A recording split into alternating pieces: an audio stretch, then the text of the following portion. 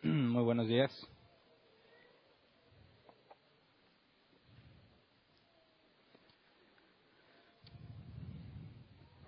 El día de hoy seguiremos estudiando el tema de la Trinidad, pero ahora toca analizar y estudiar la evidencia bíblica acerca de la Trinidad. El domingo pasado estudiamos el concepto, ¿verdad? El miércoles estudiamos o analizamos las herejías tempranas en contra de la Trinidad. En los primeros 5 siglos vimos cómo se levantaron personas que aseguraban algo muy parecido a la Trinidad, pero si lo inspeccionabas más a detalle resulta que contradecía algunos de los puntos de la Trinidad. Y precisamente por eso fue difícil para la iglesia de aquel tiempo determinar lo que estos hombres enseñaban en el sentido de declararlo como una herejía para advertir a todas las iglesias o tomarlo porque proviene de la Escritura. Entonces el miércoles nos enfocamos y voy a mencionar las 5 herejías principales que vimos. Claro que hubo más, muchas más, pero estas 5 son las más importantes con respecto a la Trinidad, porque en un sentido aseguraban algo muy similar y en otro sentido lo negaban.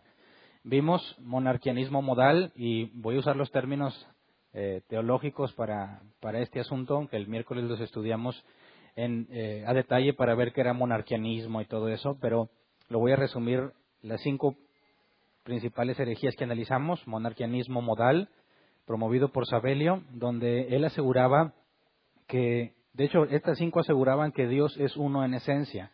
¿Se acuerdan en cuanto a la definición de la Trinidad? Dios es uno en esencia, 3 en personas. Así que no es 1 y 3 en el mismo sentido y al mismo tiempo, no, es 1 y 3 al mismo tiempo, pero en distinto sentido. Por eso no es una contradicción lógica. Y el monarquianismo modal aseguraba que Dios es una esencia, pero Jesús y el Espíritu Santo son manifestaciones o modos de Dios, no personas. Y analizamos por qué eso no refleja lo que dice la Biblia. Partía de un entendimiento de los gnósticos en cuanto a Dios como el centro de todo y ondas que se propagan alrededor de Él, donde cada una de las ondas es un modo o manifestación de Dios, de manera que bajo ese esquema una piedra es una manifestación de Dios, un árbol es una manifestación de Dios, pero mientras más lejos esté del centro, más inferior es. Así que tienes a Dios en el centro, que según Sabelio era el Padre, y después tenías al Hijo y después el Espíritu Santo. Según su doctrina, el Padre era mayor al Hijo y el Hijo mayor al Espíritu Santo. Entonces, eso no refleja lo que la Escritura dice. Por eso fue declarado como herejía. Después surgió el monarquianismo dinámico, o más comúnmente llamado arrianismo, promovida por Arrio, donde aseguraba que Dios es uno en esencia, pero Jesús fue creado y fue lo primero que creó. Él tomaba el término primogénito de la creación para asegurar que Jesús es el primero que Dios creó, de manera que Jesús fue un ser creado y quitó la divinidad en Cristo. Así que fue rechazado como herejía. Luego tuvimos el macedonianismo. Y este fue promovida por Macedonio de Constantinopla y afirmaba que Dios es uno en esencia, que Jesús es Dios, pero el Espíritu Santo no. Entonces fue declarado como herejía. Y vimos que del arrianismo y del macedonianismo salió el concilio de Nicea Constantinopla, y lo estuvimos analizando y analizamos porque estamos de acuerdo con ese credo. Después surgió el monofisismo, promovido por Eutiques, que enseñaba que Jesús tenía una sola naturaleza, era humano y hombre, pero no una parte humana y humano y divino, no una parte humana y una parte divina, sino un superhumano divino. Y vimos algunas de las bases que utilizaban para sostener su doctrina y vimos por qué es rechazada. Él aseguraba que cuando el pasaje que dice que Jesús conocía el pensamiento de los hombres que estaban ahí, aseguraba que Jesús en su naturaleza humana también era omnisciente. Entonces resolvimos cómo eso es equivocado por medio de otras de las palabras de Jesús. Y por último vimos el nestorianismo, que aseguraba que Jesús tenía 2 naturalezas. Era divino, el Espíritu Santo era divino, eran uno en esencia, pero Jesús tenía 2 naturalezas y 2 personas. Así que ya no era una trinidad, sino tetranidad. y también fue descartado como herejía. Y las estudiamos para que no cometamos esos errores, porque en el monarquianismo modal, la analogía que se usó en aquel entonces por medio de Sabelio era el sol, y aseguraba que el sol reflejaba el concepto de Dios en cuanto al Padre, el Hijo y el Espíritu Santo. Tenías el sol, tenías los rayos del sol y el calor que proviene del rayo de sol. Y él usaba esa analogía para enseñar que uno es Dios, el Padre, y que el rayo del sol y el calor son inferiores. Y lo menciono porque yo escuché o aprendí de la Trinidad acerca de esa analogía, y después me doy cuenta que fue una herejía. Entonces, muchas de las cosas que sabemos de la Trinidad son erradas o no tienen sustento y las enseñamos como si fuesen ciertas. Y la utilidad de analizar la historia del cristianismo, específicamente lo que vimos en cuanto a las herejías, es para ayudarnos a mantenernos en lo que la Biblia enseña y no desviarnos con lo que otros ya concluyeron hace muchos siglos. Todas las ideas y versiones distintas de la Trinidad actuales provienen de estas. No es nueva. Las herejías actuales no son nuevas. Simplemente son recalentados de esas que ya encontramos. Y estuvimos viendo cómo parte de los testigos de Jehová tienen algo como adopcionismo y como macedonianismo. Bueno, le negaba la divinidad también al Espíritu, al Espíritu Santo. Dice que es una fuerza, que es el macedonianismo, y el arrianismo, que asegura que Jesús fue creado. Y los testigos de Jehová fundamentan su doctrina en base a esas dos doctrinas que ya fueron declaradas como herejía hace muchos siglos. Entonces, es importante que si no estuviste aquí, te lleves el audio y las estudies para que no hagas el oso enseñando cosas que ya fueron declaradas como herejías. ¿Ok? Entonces, el día de hoy vamos a enfocarnos en probar el concepto de la Trinidad desde la Biblia. El domingo pasado analizamos el concepto, ¿verdad? Y luego ya vimos las formas erróneas de conceptualizarla, que fue lo que vimos el miércoles en cuanto a las herejías tempranas. Hoy vamos a estudiar la evidencia bíblica, tanto en el Antiguo Testamento como en el Nuevo Testamento. ¿Por qué? Bueno, los judíos ortodoxos, aquellos que no creen que Jesús es el Mesías, descartan el Nuevo Testamento como palabra de Dios. Ellos solo consideran lo que nosotros llamamos como Antiguo Testamento, ellos consideran que eso es lo único que es palabra de Dios, y aseguran que ahí no hablan nada de la Trinidad. Pero luego tienes cristianos, los cristianos unitarios, que aseguran que ni el Antiguo Testamento ni el Nuevo hablan sobre la Trinidad. Los unitarios se dicen cristianos, pero niegan la Trinidad. Entonces, los judíos ortodoxos niegan que la Trinidad está en el Antiguo Testamento. Los unitarios niegan que está en el Antiguo Testamento y que tampoco está en el Nuevo Testamento. Así que vamos a analizar la evidencia en dos partes. Primero el Antiguo Testamento hoy y luego el Nuevo Testamento. Ya había dicho que si la Trinidad, el concepto de la Trinidad, no aparece en el Antiguo Testamento, tendríamos que decir que fue inventada en el Nuevo Testamento, que los apóstoles la inventaron.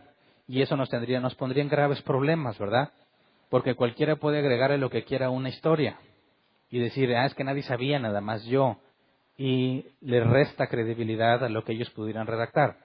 Pero si probamos que el concepto está en el Antiguo Testamento, entonces no hay ningún problema y podríamos confiar plenamente en que la Trinidad, aunque se revela con mucho más detalle en el Nuevo Testamento, también estaba desde el Antiguo Testamento. Ahora, por definición, recordemos lo que dijimos, que Dios es uno en esencia, tres en persona. Y voy a dibujar el diagrama, voy a hacer mi mejor esfuerzo otra vez, para que determinemos cuál es la evidencia o cuál es la información que debemos probar. Tenemos a un Dios en tres personas, ¿verdad? Padre, Hijo y Espíritu Santo. Y según la Biblia, el Padre es Dios, ¿verdad? El Hijo es Dios y el Espíritu Santo es Dios.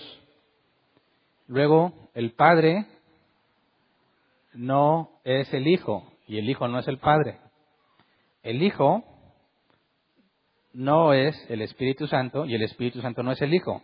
Y el Espíritu Santo no es el Padre y el Padre no es el Espíritu Santo. Así que tenemos a un solo Dios en esencia y tres en personas. Si vamos a buscar ese concepto en el Antiguo Testamento, tendríamos que probar que hay tres personas, un solo Dios y que son distintos entre ellos, que es lo que está ahí plasmado, ¿verdad? Así que ese va a ser nuestro objetivo, probar desde el Antiguo Testamento que hay tres personas, que las tres no son llamados Dios de forma independiente, sino uno solo, y que no es meramente una manifestación, como los unitarios creen. Los unitarios dicen, el Padre, el Hijo y el Espíritu son el mismo. Entonces, tendríamos que probar en el Antiguo Testamento que están estos tres y que no son el mismo, sino que son distintos, pero son un mismo Dios. Entonces, ¿a quién se le ocurre un versículo así donde en el Antiguo Testamento nos demuestra la Trinidad? ¿A alguien? ¿Dónde? Hagamos al hombre. Bueno, ahí tienes la palabra Elohim que analizamos la clase pasada y también es aplicada a los humanos. Así que Elohim no puede ser usado como una prueba de la Trinidad, aunque es uno de los primeros argumentos que el cristiano usa a favor de la Trinidad. Y ahorita vamos a ver por qué es bueno usarlo, pero por qué no es suficiente, se requiere más. Entonces, quisiera primero dejar en claro que es difícil, partiendo desde nuestro concepto. Todo lo que sabemos de la Trinidad normalmente lo tenemos del Nuevo Testamento. Nosotros hablamos de Padre, Hijo y Espíritu Santo. Pero si estas tres personas están en el Antiguo Testamento, ¿cómo se les llamaba? Y ahí es donde muchos empezamos a dudar. A ver, en ningún momento se le llama el Hijo a Jesús en el Antiguo Testamento, mucho menos Jesús, ¿verdad? Pero ¿sí se le llama Espíritu Santo o no? Entonces, lo primero que hay que entender es que entender o captar el concepto de la Trinidad en el Antiguo Testamento fue difícil siempre, o sea, no nada más para nosotros. Veamos qué fue lo que Jesús le dijo a unos judíos ortodoxos que dominan la Escritura, no al nivel de un fariseo, ¿verdad?, pero que toda su vida ha estado con ellos, el conocimiento del Antiguo Testamento, que conocieron a Jesús en persona, que escucharon que Jesús dijo, yo tengo poder para dar mi vida y para tomarla. Y cuando lo ven resucitado, tienen la evidencia de que Él tiene poder. Estos individuos también lo vieron perdonando pecados, resucitando resucitando muertos, sanando a los enfermos. Entonces, ellos, cuando se dan cuenta que Jesús resucitó y lo ven, saben que Jesús aseguró ser divino. Y ellos que conocen la Escritura mucho más que nosotros del Antiguo Testamento, ¿cómo reaccionaron? Vamos a ver las palabras de Cristo. Lucas 24, 25 al 27. NBI. ¿Qué torpes son ustedes? Les dijo. Pausa. ¿Te imaginas que Jesús esté hablando contigo? Te haga una pregunta o un comentario y tú te quedes con cara de what? Y luego que te diga, qué torpe eres, Hernán. ¿Eso te crea un conflicto? Muchos dirían, ¿cómo? Dios no usa esas palabras. Dios nunca me diría eso. Pero aquí tenemos evidencia de que no es la primera vez en que Jesús se expresa así de sus discípulos. ¿Se acuerdan cuando no pudieron echar fuera al demonio? Oh, generación incrédula. Me lo sé en la Reina Valera 60. Oh, generación incrédula y perversa. ¿Hasta cuándo tendré que estar con ustedes? ¿Hasta cuándo tendré que soportarlos? Así que aquí vemos una actitud hacia el error, hacia la negligencia, hacia la pereza, la torpeza, intolerable de parte de Dios. Lo señala y lo reprende, lo regaña. Así que no debiéramos pensar que cuando dices, no, es que yo sentí a Dios tan bonito, pregúntale a estos Camino a Emaús, ¿qué sintieron cuando Jesús les habla? Así que cuando Dios nos hable, no siempre va a ser que te va a mandar a las naciones y que tiene un plan maravilloso para tu vida. Te va a confrontar con tu pecado y con tu situación de negligencia. Entonces, ¿qué torpes son ustedes? Les dijo, y qué tardos de corazón para creer todo lo que han dicho los profetas. ¿Acaso no tenía que sufrir Cristo estas cosas antes de entrar en su gloria? Entonces, comenzando por Moisés y por todos los profetas, les explicó lo que se refería a él en todas las Escrituras. Así que a gente que está acostumbrada a estudiar el Antiguo Testamento, que era una forma de vida, que todos los primeros años de vida fue instruido claramente en eso, les resultaba complicado entender el concepto de la Trinidad. Y lo que tenemos en el Nuevo Testamento es la reflexión, el estudio del Viejo Testamento a la luz de la evidencia en Cristo. Así que sería prácticamente imposible que llegásemos al conocimiento del concepto de la Trinidad tal como lo tenemos si Jesús no hubiese venido a manifestar su poder y a manifestar su divinidad. Entonces, partiendo de lo que Jesús hizo y de la evidencia de su resurrección y de su enseñanza, es como se analiza el Antiguo Testamento para determinar dónde se habla de Jesús, ya que nunca había sido revelado de esa forma. ¿Por qué no había sido revelado de esa forma? No sabemos con certeza, pero ya hablamos de la revelación progresiva. Dios va mostrando, conforme pasa el tiempo, cada vez más información acerca de Él mismo o de su plan de salvación. Por ejemplo, cuando tenemos referencias a Cristo desde Génesis 3, un descendiente de Eva le aplastará la cabeza al serpiente. Bueno, le comentó a Eva y a Adán y al serpiente un hecho que sucedería muchísimo tiempo después, pero que Adán y Eva pensaban que en sus días se iba a presentar. ¿Por qué no les contó todo? ¿Por qué no les dijo, no, compadre, faltan todavía como 6,000 años? No les dijo nada de eso. Nada más les dijo que iba a suceder, ¿verdad? Luego tienes a Abraham y le dice, en tu descendiente serán benditas las naciones. Y no le dijo más. Y Abraham ahí está angustiado que si es Ismael o que si Isaac, y no vio la promesa cumplida, pero Dios no le mostró más. ¿Por qué? A Adán y Eva les dijo cierta cosa, limitado. A Abraham le dice otra cosa, pero luego habla con Moisés. Y a Moisés le cuenta un poco más. Le da leyes y le da muchas cosas, pero nada más le dice, va a venir un profeta como tú. Moisés dice, va a venir uno como yo, a él escuchen. Y no se le mostró más. Y luego tiene los profetas, que Dios le va mostrando cada vez una visión más detallada de lo que se le dijo a Adán y Eva, y sin embargo no se los cuenta todo. Así que es claro que no es una excusa el que nosotros digamos, en el Nuevo Testamento dice muchas cosas porque la revelación es progresiva, como si fuese a mi conveniencia el meter ese concepto. No, claramente está en el Antiguo Testamento que Dios no le contó toda la historia desde el principio a los individuos con los que habló, sino que fue gradual. Ahora, partiendo de eso, esperaríamos ver entonces pasajes que nos hagan concluir esto, aunque quizás no tan detallado como en el Nuevo Testamento. Así que nosotros conocemos a la Trinidad partiendo del Nuevo Testamento como Padre, Hijo y Espíritu Santo. ¿Cómo se le referenciaba a las tres personas en el Antiguo Testamento? Tenemos, lo voy a apuntar, sí, con rojo, que el Padre se le llama como YHWH, que se nos traduce como Jehová. Pero Jehová no aparece en el original, ¿verdad? Lo que está en el original es esto y es impronunciable. Ese es el Padre. ¿El Hijo? No digas que Jesús, ¿verdad? Algunos judíos dicen, a ver, ¿dónde está la palabra Jesús en el Antiguo Testamento? Y a ver, no hay ningún Jesús. Dices, no, obviamente Jesús todavía no nacía. Todavía no se había dado la instrucción de que fuese nombrado Jesús. Oye, pero no dice que se le debió haber llamado Emmanuel. Sí, Emmanuel es Dios con nosotros. Y fue lo mismo que Jesús y Pedro, los discípulos dijeron, Dios, el apóstol Juan lo dice bien claro, el verbo tomó carne. El verbo era Dios, es Dios con nosotros, pero su nombre, en cuanto a la persona física, humana, es Jesús. Entonces, ¿cómo le llaman a Jesús o al Hijo en el Antiguo Testamento? Y se le dice el ángel o la palabra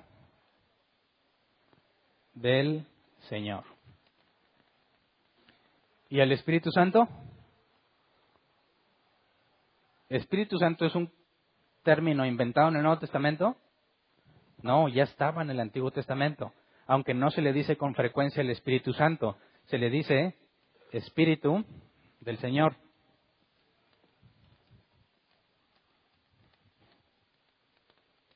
Ahora, vamos a ver la evidencia de eso.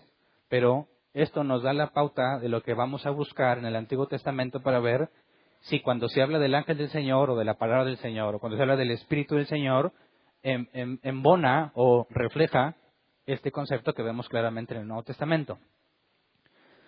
Entonces, primero vamos a analizar a profundidad el principal versículo que utilizan los judíos ortodoxos o los cristianos unitarios en contra de la Trinidad, Deuteronomio 6:4, el supuesto argumento de la unicidad, es decir, Deuteronomio 6:4, Reina Valera 60. De aquí en adelante voy a estar leyendo la Reina Valera 60 porque traduce tal cual.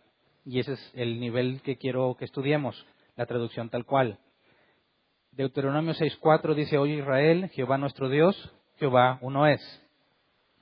Entonces, aquí nos dicen claramente que este pasaje refuta el término o el concepto de la Trinidad y que contradice cualquier idea de un Dios trinitario. Pero me parece que no es correcta esta afirmación cuando analizas más a detalle dos palabras en específico. Empecemos con la que dice uno, que ya le habíamos platicado. La palabra uno es el hebreo ekaz o ejaz, que se traduce como uno. Entonces, si Jehová Dios es uno, no puede ser tres. O está hablándonos de eso para empezar. ¿Está hablando de un concepto trinitario ahí en ese pasaje de Deuteronomio? Claro que no. Está dando información acerca de que no puedes adorar a otros dioses, solamente a Dios. Ponme ese pasaje, por favor, en la NBI, para que veamos cómo la NBI lo traduce. Escucha, Israel, el Señor nuestro Dios es el único Señor. ¿Por qué no tradujo uno es, como la Reina Valera 60? ¿Por qué traduce como el único? Bueno, porque la palabra ejad no habla de uno en singular. Y sobre todo en el contexto de lo que está hablando, si tú sigues leyendo ese capítulo te va a hablar que solo al Señor puedes adorar, a ningún otro Dios. Entonces, habla de exclusividad, no de unicidad, no es singular. Y probémoslo. Veamos esta misma palabra ejad en distintos pasajes para ver cómo está aplicada. Génesis 1:5, primer capítulo de la Biblia. Génesis 1:5. Y llamó Dios a la luz día, y a las tinieblas llamó noche, y fue la tarde y la mañana un día. Y aquí la palabra es ejad. La tarde y la mañana, un día. Si esta palabra fuese singular, diría que fue una mañana, una tarde, pero no diría que las dos cosas juntas son un día. Ahora, Génesis 2:24. Por tanto dejará el hombre a su padre y a su madre, y se unirá a su mujer, y serán una sola carne. La palabra una sola es ejad. Tienes dos que son uno. No está hablando, es imposible que hable de algo singular, ¿verdad? Está hablando en sentido distinto. Son dos, pero uno. ¿Qué es lo que decimos nosotros? Que decimos que tenemos un Dios, pero en tres personas. Fíjate cómo la palabra ejad embona muy bien con el concepto de la Trinidad. Génesis 11:6. Y dijo Jehová, he aquí el pueblo es uno, y todos esos tienen un solo lenguaje y han comenzado la obra, y nada les hará desistir ahora de lo que han pensado hacer. Todo el pueblo son ejad, uno. Así que es imposible que esté hablándonos de individualidad, ¿verdad? Lo mismo podría decir que somos todos un equipo, uno, ejad. Vemos Éxodo 25:19. Hay muchas más, pero estoy poniendo, creo, las más relevantes. Éxodo 25:19 dice: harás pues un querubín en un extremo y un querubín en el otro extremo de una pieza con el propiciatorio. Hará los querubines en sus dos extremos. El propiciatorio es la tapa, ¿no?, del arca. Y tiene un querubín de un lado y un querubín del otro. Y los dos son una pieza, ejad. Así que me parece que son suficientes pasajes para demostrar que cuando dice que es uno, no habla en contra del concepto de la Trinidad, porque es más, parece hablar a favor, porque nos habla de una unidad no en singular, sino compleja. Son uno, como un equipo, como todos los hombres, como los esposos, como el día y la noche. Y luego, cuando nos dice, leamos otra vez Deuteronomio 6:4, oye Israel, Jehová nuestro Dios, Jehová uno es. Aquí la Reina Valera 60 no está traduciendo fielmente. Cuando nos dice Jehová, pues es YHVH, ¿verdad? Lo hace pronunciable cuando dice Jehová. Cuando dice Jehová nuestro Dios, el primer Jehová es YHVH. Pero cuando dice Jehová uno es, ahí Jehová ya no es YHVH, es Elohim. Y Elohim, el término Oim, es plural. Así que se puede traducir así: oye Israel, Jehová nuestro Dios, dioses son uno. ¿Me explico? Entonces, fíjate, Jehová nuestro Dios, YHVH, es uno, pero dioses. Uno y plural. El uno ya vimos que no se refiere a singular, sino a una unidad compleja. Así que este pasaje, en lugar de ser en contra, me parece que favorece la idea del concepto de la Trinidad. Nuestro Dios son dioses uno. Me parece que ponen en problemas a los unitarios, no a nosotros, ¿verdad?, a la hora de explicarlo. Pero, aunque vemos aquí que el término Elohim, junto con la palabra Ejad, de que es Dios es uno, apoya la Trinidad y por eso es muy utilizado. Pero Elohim no es aplicable solamente a Dios. Cuando le recriminan a Jesús, ¿por qué te dices hijo de Dios?, dice Jesús, citando el Antiguo Testamento, ¿no dice la Biblia hijos de Dios sois? ¿O dioses sois? Y ahí hace referencia a Elohim, aplicado a los hombres. Así que, aunque es un buen argumento usar la palabra Elohim en Deuteronomio 6:4, no es suficiente para probar el concepto trinitario, porque también es aplicable a los hombres. Así que necesitamos más información. Aparte, el hecho de que se mencione en plural no nos dice que sean distintos, ¿verdad?, entre ellos. Así que está muy limitado. Es un buen argumento a favor, pero no es suficiente para probarlo. Así que vayamos a cada una de las tres personas. YHVH, creo que el judío ortodoxo y el unitario y nosotros estamos de acuerdo en que tanto el Antiguo como el Nuevo Testamento siempre se hace referencia al Señor. Ya sea en el Nuevo Testamento como el Padre o en el Antiguo Testamento como YHVH. De eso está llena la Biblia de evidencia en ambos testamentos. El problema es la parte del ángel del Señor o el Hijo. Veamos qué dice la Biblia al respecto del ángel del Señor. Y primero, dado que al leer la Biblia, la palabra ángel, nosotros en nuestra cultura y nuestro contexto relacionamos esa palabra ángel con un ser alado de bata blanca, pelo rubio largo rizado, chapeadón, labios pintados, güero.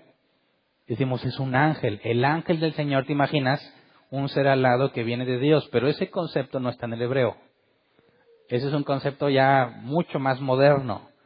El concepto de la palabra hebrea ángel, la palabra es malak, que se traduce solamente como mensajero o representante. ¿Ok? Entonces, olvídate de los seres alados cuando lees el Antiguo Testamento, cuando leas la palabra ángel. Entiéndela como ellos la entendían, es un mensajero. Entonces, si yo le digo a uno de mis hijos, oye, dile a tu mamá, por favor, que me pase, no sé, las pinzas, no sé, lo que sea. Mi hijo, que fue a decirle lo que yo le encomendé, es un ángel, es mi ángel. Dice, he aquí, envía mi ángel. Yo le diría, Vero, he aquí, envía mi ángel ante ti. Y sería, en el sentido estricto de la palabra, correcto, ¿verdad? Y ahí va a él, como mi ángel. Entonces, cuando aquí vemos el ángel del Señor, es meramente un mensajero. ¿Ok? Ahora, tendríamos que determinar si es algo espiritual o es meramente una persona quien fue mandada por Dios. En el sentido estricto, cuando Jesús encomienda a los apóstoles, son ángeles de Jesús. Van como su representante, enviados por Él, con un mensaje de Él.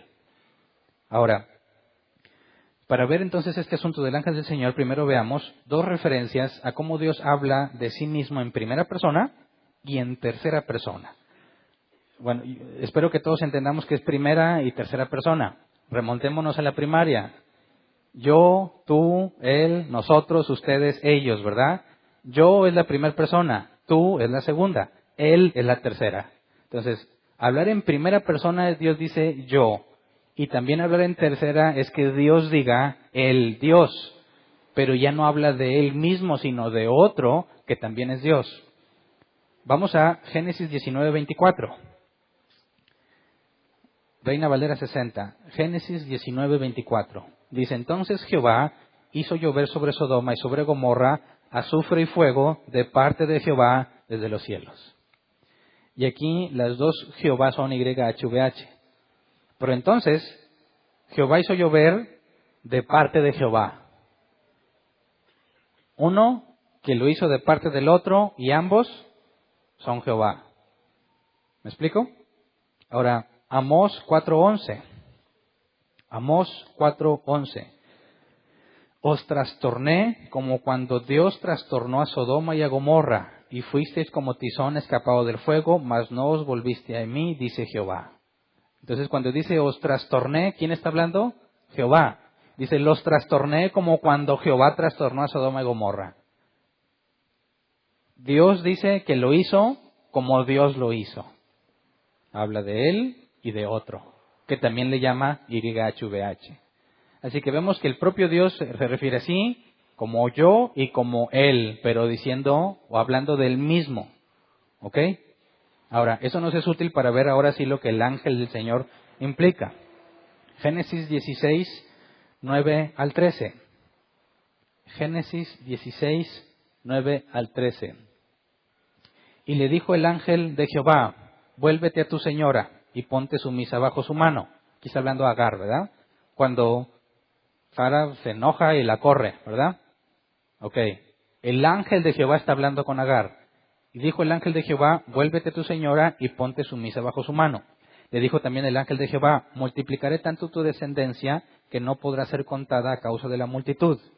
Además le dijo el ángel de Jehová, he aquí que has concebido y darás a luz un hijo y llamarás su nombre Ismael, porque Jehová ha oído tu aflicción.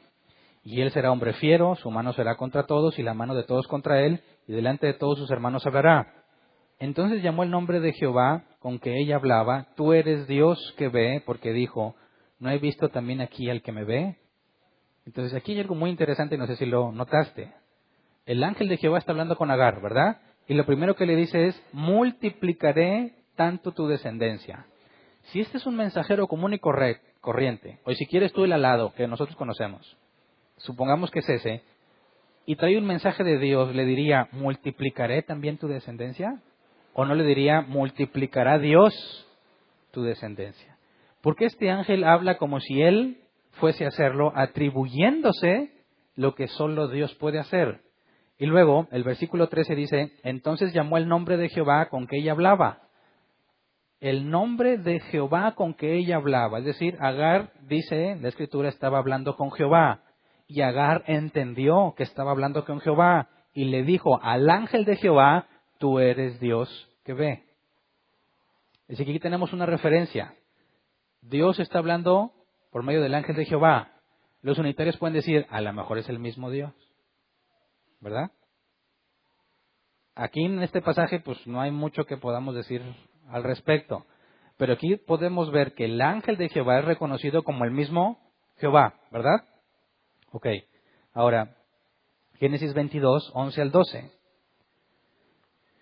Génesis 22, 11 al 12. Entonces el ángel de Jehová le dio voces desde el cielo y dijo, Abraham, Abraham. Y él respondió, heme aquí. Y dijo, no extiendas tu mano sobre el muchacho, ni le hagas nada, porque ya conozco que temes a Dios, por cuanto no me rehusaste a tu hijo, tu único. Ahora, aquí es interesante porque fue Dios quien le dijo, ve y levanta a tu hijo Isaac como sacrificio, ¿verdad? El ángel dice, no me rehusaste a tu hijo, cuando sabemos que fue Dios quien le pidió a su hijo. Pero también dice, yo conozco que temes a Dios. Habla en tercera persona de Dios y luego dice que no le rehusó el hijo a él mismo. Así que tienes otra referencia del ángel hablando, pero haciendo referencia a Dios y a otro. De manera que aquí es claro que son distintos, ¿verdad? El ángel está ahí diciéndole que ya sabe que teme a Dios y que no le rehusó a su hijo. Pero como que no está muy claro, vamos a otros pasajes, pero aquí hay otra referencia, de Génesis 22, está hablándose claramente el ángel de Jehová diciendo de sí mismo que Él es Dios. Vamos a Éxodo 3, 2 al 4. Éxodo 3, 2 al 4 dice, y se apareció el ángel de Jehová en una llama de fuego en medio de una zarza. Y él miró y vio que la zarza ardía en fuego. y la zarza no se consumía. Entonces Moisés dijo, iré yo ahora y veré esta grande visión, ¿por qué causa la zarza no se quema? Viendo Jehová que él iba a ver, lo llamó Dios de en medio de la zarza y dijo, Moisés, Moisés, y él respondió, heme aquí. Ahora, ¿quién estaba en la zarza? El ángel de Jehová. ¿Y quién le habló desde la zarza? Dios. ¿Verdad? Tenemos que el ángel de Jehová es identificado con Dios. Pero, más importante de analizar es, si el ángel de Jehová, que es Dios, que está en la zarza, ¿cómo le haces para que algo infinito esté ahí? Y bueno, ¿y si Dios está ahí, dejó de estar en todos los demás lugares? Tienes aquí una mezcla entre una figura limitada, que es una zarza que arde, y al Dios infinito que está en todas partes. Sin embargo, esa parte que está ahí delimitada para que Moisés pueda verla e interactuar con ella, con la flama o la zarza ardiendo, es reconocida como el mismo Dios, porque cuando Moisés se quiere acercar le dice, quita las sandalias de tus pies, porque la tierra que estás pisando, que vas a pisar, es santa. Y eso solo sucede cuando Dios se manifiesta. Entonces aquí tienes claramente una distinción entre eso local que está viendo Moisés y el Dios que está en todas partes. Los dos son identificados como Dios, pero no son el mismo Dios. Es decir, son distintos. Hay distinciones entre ellos. El que está de forma limitada hablando con Moisés y el que está presente en todo el universo. Ahora, vamos a Éxodo 3:16, ahí adelantito. Alguno puede decir, es el mismo, ¿verdad? ¿Qué dice Éxodo 3:16? Este ángel de Dios que estaba ahí le dijo esto, ve y reúne a los ancianos de Israel y diles, Jehová, el Dios de vuestros padres, el Dios de Abraham, de Isaac y de Jacob, me apareció diciendo, en verdad os he visitado y he visto lo que se hace en Egipto. ¿Quién es quien se apareció? El ángel de Jehová.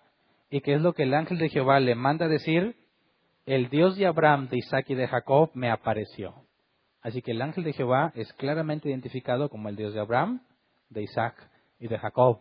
Pero obviamente no son el mismo en el sentido de las personas. Tienes a dos y a un mismo Dios.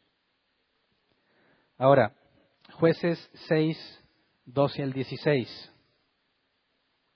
Jueces 6, 12 al 16.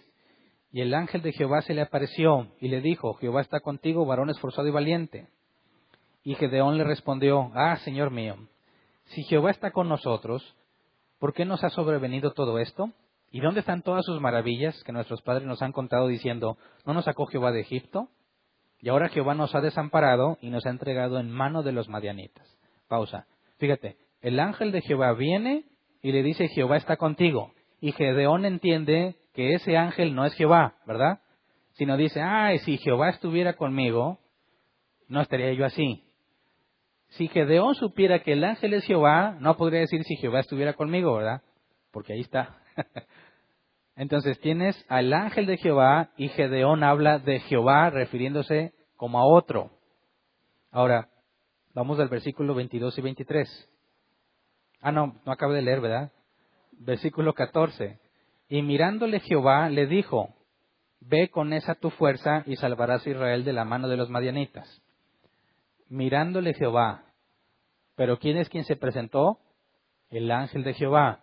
Vemos que está el ángel de Jehová viendo a Gedeón y nos dice, viéndole Jehová. Así que hay una identificación entre el ángel de Jehová y Jehová mismo, ¿verdad? Dice, ¿no te envío yo? Versículo 15, entonces le respondió, Señor mío, ¿con qué salvaré yo a Israel? He aquí que mi familia es pobre en Manasés y yo el menor en la casa de mi padre. Jehová le dijo, ciertamente yo estaré contigo y derrotarás a los madianitas como a un solo hombre. Y luego ahora sí vamos al 22 y 23. Viendo entonces Gedeón que era el ángel de Jehová, dijo, Señor Jehová, que he visto al ángel de Jehová cara a cara. Pero Jehová le dijo, pasa a ti, no tengas temor, no morirás. Ahora se entiende que en aquel entonces se sabía que si veías a Dios morirías. ¿Por qué se preocupa Gedeón? Porque ha visto cara a cara al ángel de Jehová. Si este fuera un mensajero ordinario, no habría problema. Pero si este es Dios, entonces por eso la preocupación de Gedeón. ¿Y qué le dice el ángel? Que aquí se le refiere como Jehová, pero Jehová le dijo, pasa a ti, no tengas temor, no morirás. De que aquí hay una clara referencia a Jehová. Gedeón dice, Señor Jehová, que he visto el ángel de Jehová. Pero ver el ángel de Jehová es como ver al mismo Jehová. ¿No fue Jesús quien dijo, quien me ha visto a mí, ha visto al Padre? ¿Me explico? Ahora, eso que Jesús dijo, si me has visto a mí, has visto al Padre, ¿se lo inventó? ¿O ya es una referencia a lo que le pasó a Gedeón? Que viendo a Jehová, es decir, el ángel de Jehová, sabe que le podría pasar lo mismo como si viese a Jehová mismo. Y después le hace un holocausto y el ángel de Jehová lo toca, se consume, y eso se referencia de que fue aceptado por el ángel de Jehová cuando solamente se le puede dar holocaustos y ofrendas a Dios. Así que el propio ángel de Jehová recibe la ofrenda de Gedeón, algo que solo Dios puede hacer. Entonces vemos claramente cómo el ángel de Jehová es referido a quien llamamos el Hijo en el Nuevo Testamento, y que el propio Jesús dijo, como cuando vimos que el Dios de Abraham, de Isaac y de Jacob era el ángel de Jehová, Jesús también dijo, yo soy, el Padre y yo somos uno. Ahora vamos a Zacarías 3, 1 al 2. Zacarías 3, 1 al 2. Dice, me mostró al sumo sacerdote Josué, el cual estaba delante del ángel de Jehová, y Satanás estaba a su mano derecha para acusarle. Tienes tres en escena, ¿verdad? Josué, el ángel de Jehová y Satanás. Y dijo Jehová a Satanás, Jehová te reprenda, oh Satanás. O sea, dijo Jehová a Satanás, Jehová te reprenda. No le dijo yo te reprendo, ¿verdad? Pero, ¿quiénes eran los únicos que estaban en la escena? Josué, el ángel de Jehová y Satanás. Y luego Jehová le dice a Satanás, Jehová te reprenda. ¿Quién es el que está hablando con Satanás? El ángel de Jehová. ¿Y cómo es identificado? Como Jehová. ¿Y qué dice Jehová a la hora de reprenderlo? Jehová te reprenda. Si este ángel de Jehová y Jehová fueran el mismo, le dirían, te reprendo, ¿verdad? Es como si Vero le dijera, espérate que llegue tu papá para que te regañe. Y luego vengo yo y le digo a mi hijo, Hernán te regaña. ¿Cómo? Que Hernán te regañe. No. Si el ángel de Jehová en este pasaje y Jehová son el mismo, no tiene por qué hablar o reprender en nombre de Jehová en lugar de simplemente reprenderlo. Entonces aquí hay una clara referencia a la deidad del ángel de Jehová y que él mismo habla de un Jehová que no es él. Y aquí está clara la distinción entre los dos y al mismo tiempo los dos son identificados como Jehová. Ahora, la palabra del Señor, que es otra forma en la que se refiere, quizás esta es menos conocida. Porque cuando hablamos, que la palabra del Señor vino, algunos se imaginan así como que, me llegó aquí la palabra, ¿verdad? Y ya la dije. Pero leamos Génesis 15:1. Génesis 15:1. Dice, después de estas cosas, vino la palabra de Jehová a Abraham en visión, diciendo, no temas, Abraham, yo soy tu escudo, y tu galardón será sobremanera grande. ¿Cómo está esto? ¿Qué entiendes cuando dice, vino la palabra de Jehová a Abraham en visión? Si es visión ya no es palabra, ¿no? O se imaginó la palabra. Y luego tú dices, bueno, vino la palabra de Jehová en visión. Imagínate que en visión vio las palabras. Y luego dice aquí, diciendo no temas. Espérame. Ahí ya no tendría que, no podrías decir que la palabra dijo, ¿verdad? Si él vio las palabras en visión, él habría leído lo que dice. Pero aquí se refiere a la palabra de Jehová como alguien que habla.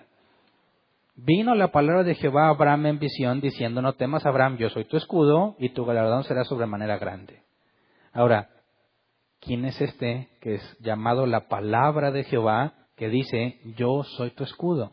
Cuando sabemos que el único que ha prometido o que le había dado promesas a Abraham es Dios mismo. Así que tienes a esta forma visible que se le llama la palabra del Señor, que habla como si Él mismo fuese Dios. Pero vamos a un caso todavía un poco más claro, en el caso de Samuel. Primera de Samuel, capítulo 3, versículo 3 al 7. Primera de Samuel 3 al 7. Dice, Samuel estaba durmiendo en el templo de Jehová, donde estaba el arca de Dios, y antes que la lámpara de Dios fuese apagada, Jehová llamó a Samuel, y él respondió, heme aquí. Y corriendo luego a Elí, dijo, heme aquí, ¿para qué me llamaste? Y Elí le dijo, yo no he llamado, vuelve y acuéstate. Y él se volvió y se acostó.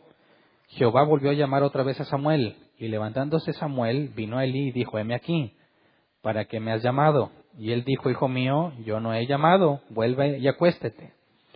Y Samuel no había conocido aún a Jehová, ni la palabra de Jehová le había sido revelada. Dos cosas separadas, ¿verdad? No había conocido a Jehová, ni se le había revelado la palabra de Jehová. Ahora vamos al versículo 10, ahí mismo. Y vino Jehová y se paró, y llamó como las otras veces, Samuel, Samuel. Entonces Samuel dijo, habla que tu siervo oye. Entonces fíjate que aquí hay algo visible. Vino Jehová y se paró y llamó. ¿Me explico? Aquí hay algo que Samuel puede ver y que se le describe con atributos en cierta forma humanos. Se para y lo llama. Brinquemos el versículo 21. Dice, y Jehová volvió a aparecer en Silo, porque Jehová se manifestó a Samuel en Silo, por la palabra de Jehová. Así que quien estuvo hablando a Samuel era Jehová, nos dijo la Biblia. Y luego nos dice que es la palabra de Jehová. Pero esta palabra de Jehová se paró ante Samuel y le habló. ¿Quién es la palabra de Jehová? Es el mismo que el ángel del Señor. ¿Me explico? Y son distintos entre ellos. Jehová se manifestó por medio de la palabra de Jehová. Una clara referencia, igual que al ángel del Señor o al ángel de Jehová, pero con la palabra de Jehová.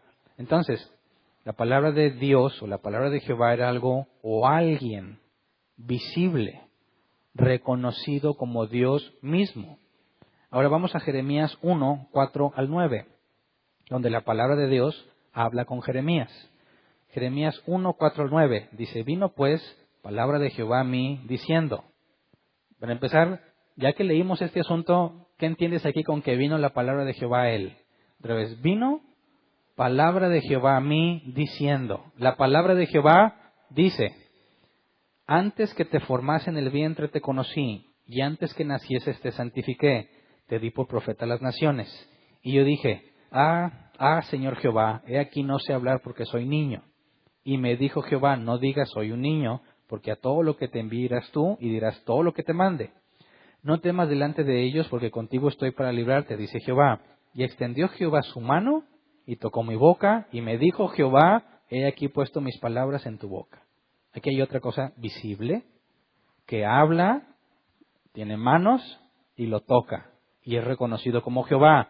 Pero lo primero que se nos dijo que fue la palabra de Jehová quien vino y dijo. Así que tienes a la palabra de Jehová hablando con Jeremías, y habla como si él mismo fuese Jehová.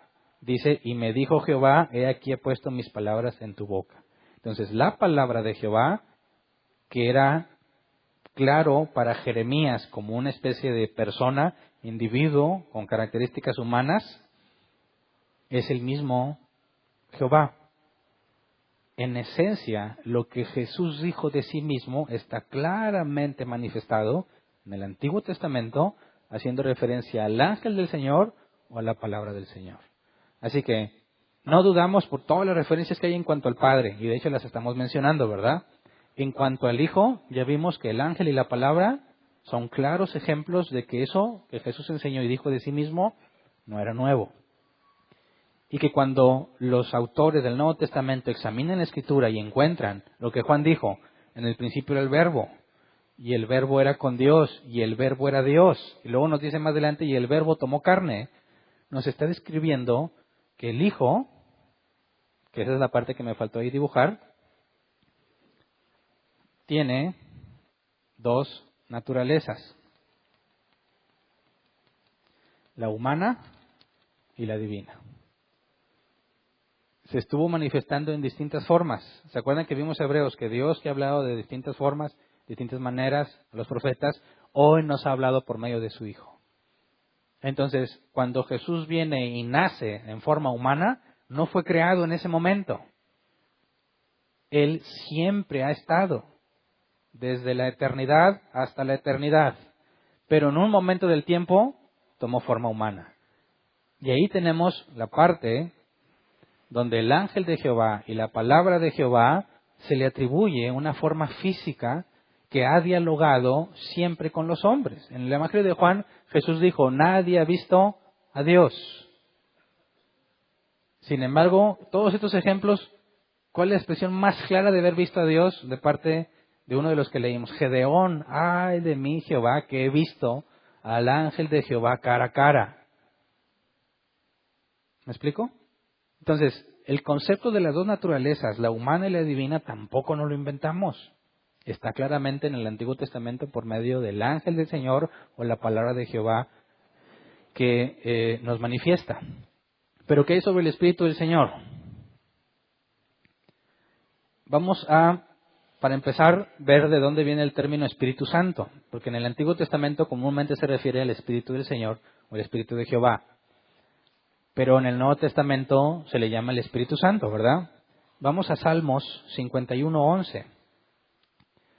Salmos 51:11 dice, no me eches delante de ti y no quites de mí tu Santo Espíritu. Así que el Espíritu de Dios es considerado como un Santo Espíritu o Espíritu Santo. Y luego vamos a Isaías 63:10 y 11. Isaías 63:10 y 11 dice, mas ellos fueron rebeldes e hicieron enojar su Santo Espíritu, por lo cual se les volvió enemigo, y él mismo peleó contra ellos. Pero se acordó de los días antiguos de Moisés y de su pueblo, diciendo, ¿dónde está el que les hizo subir del mar con el pastor de su rebaño? ¿Dónde está el que puso en medio de él su espíritu, su Santo Espíritu? Ahora, aquí está mencionado el Santo Espíritu dos veces, ¿verdad? Pero fíjate en cómo aquí hace una distinción. Cuando dice, ¿dónde está el que les hizo subir del mar con el pastor de su rebaño? ¿Quién es ese que los hizo subir del mar con el pastor de su rebaño? Dios, no Moisés, porque el pastor del rebaño era Moisés. ¿Dónde está aquel que los hizo subir del mar? Está hablando de Dios, ¿verdad? ¿Dónde el que puso en medio de él, otra vez está hablando de Dios, su Santo Espíritu? De manera que uno es Dios y otro es su Santo Espíritu, ¿verdad? Pero el término Espíritu Santo no lo inventaron en el Nuevo Testamento, ya estaba en el Antiguo Testamento, y el Espíritu Santo, todavía no vemos que sea Dios, ¿verdad? Pero es distinto al Padre, ya que el Padre dice, ¿dónde está Él que puso en medio de Él su Espíritu Santo? Ahora vamos a Ezequiel 11:5. Ezequiel capítulo 11, versículo 5. Dice, y vino sobre mí el Espíritu de Jehová, y me dijo, así ha dicho Jehová, así habéis hablado, oh casa de Israel, y las cosas que suben a vuestro espíritu yo las he entendido. Ahora, ¿el Espíritu de Jehová y Jehová son el mismo? No. ¿Por qué? Porque el Espíritu de Jehová dijo, así ha dicho Jehová.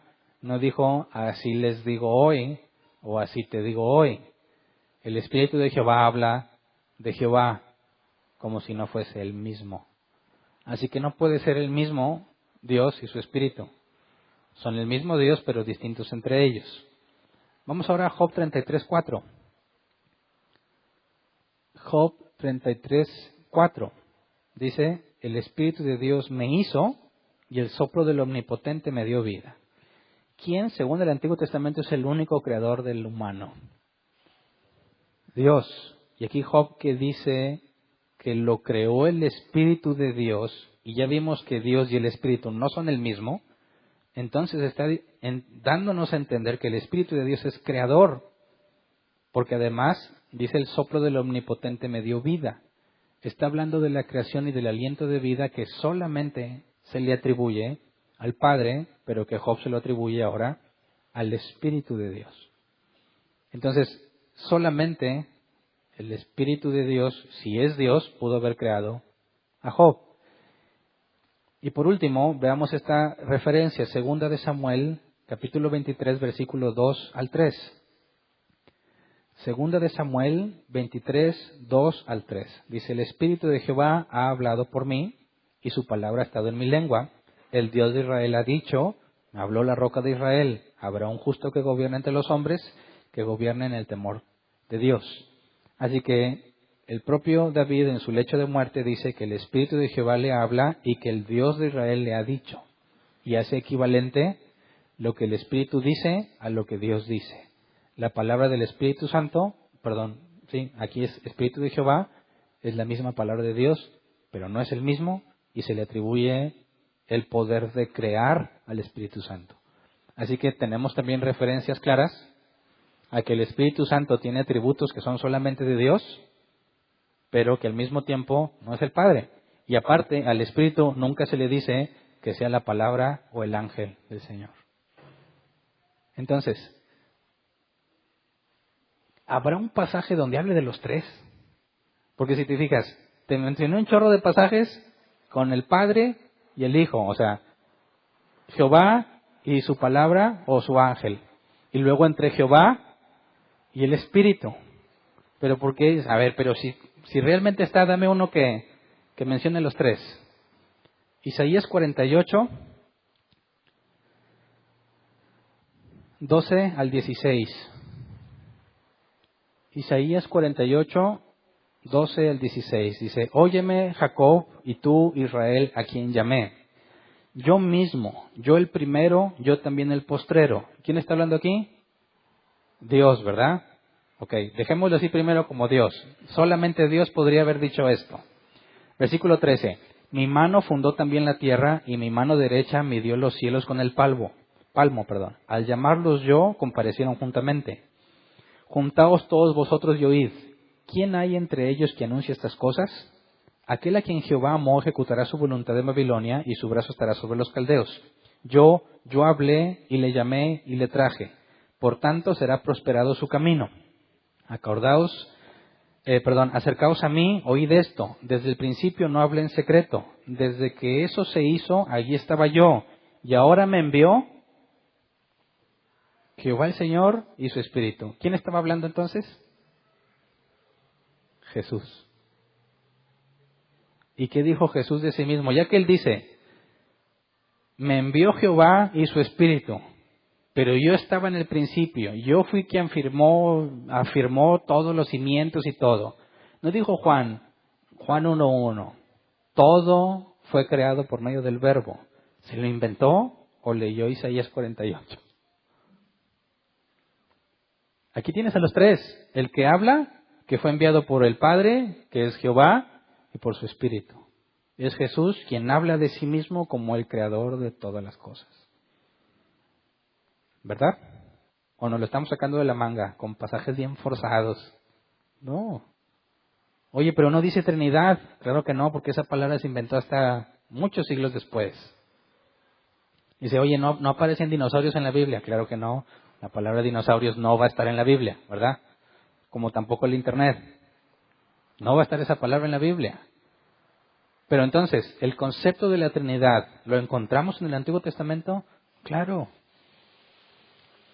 ¿Los habías leído? ¿Te habías dado cuenta de eso? ¿O requiere un minucioso examen con detalle de las palabras? Ponte en lugar de los que iban camino a Emaús. Quisiera que tratáramos de comprender a qué le llama Dios torpeza. ¿Qué torpes son? Ah, caray. A ver. No está a la simple lectura, ¿verdad? Cuando pasaste leyendo por la zarza ¿cuántos leyeron ya Éxodo completo de perdido? A ver. Ok. Cuando pasaste por el pasaje donde habla de la zarza y todo, dijiste, aquí están dos dioses, pero el ángel y son uno mismo y llegaste a esa conclusión, no, te la pasaste de largo como todos, ¿verdad?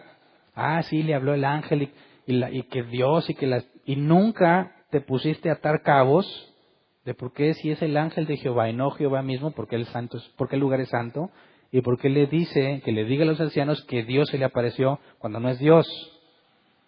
Ese es el punto. Pero fíjate bien que el hecho de que no hayamos hecho ese análisis, como los que iban camino a Emaús, Dios o Jesús les llama, qué torpes son.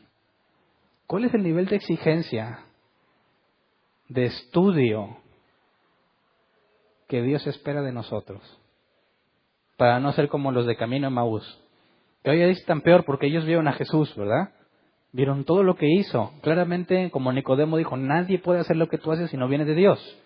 Pero cuando resucita, ¿bajo qué poder humano o bajo qué poder de la creación Él puede poner su vida y tomarla? No se puede, tiene que ser divino. Lo que Él dijo, el Padre y yo, uno somos. Cuando le dijo a los fariseos, antes que Abraham fuese, yo soy, era una evidencia contundente de la divinidad de Cristo y sin embargo no la comprendían. Decía, la Biblia, eso no viene en la Biblia. Y semejante regañada les pone y les tuvo que explicar Él dónde viene que las Escrituras hablan de Él.